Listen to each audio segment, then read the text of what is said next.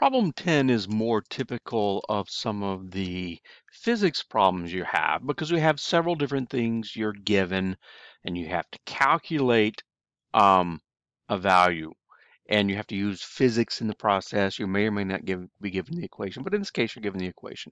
So we have our inputs, I0. I0 is 10 to the minus 12. All right, so that's one way to put it in is put in the equation 10 to the minus 12.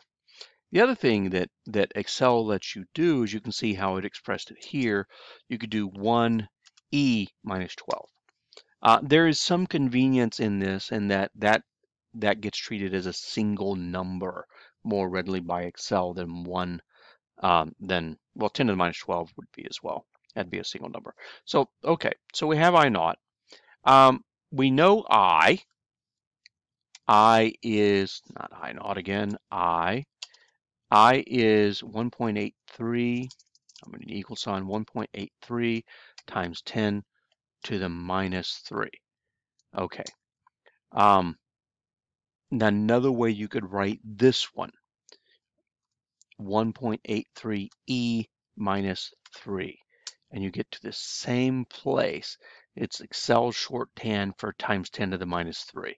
1.83 capital E minus 3. And that's shorthand, Excel shorthand.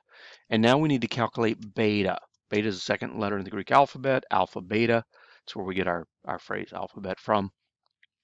All right, we've got beta here, and we need that to be 10 times the log of I divided by I naught.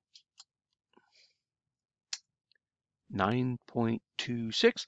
Now, when you go to put stuff into Excel, it has to be in normal standard notation. You can't do it in scientific notation, so I have to change the notation over here to number format because Canvas, pardon me, Canvas does not accept scientific notation.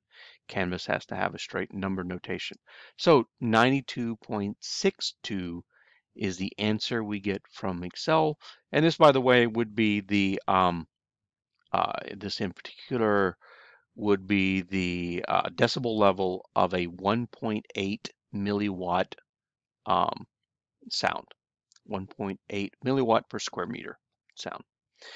And that's it for problem 10. Good luck.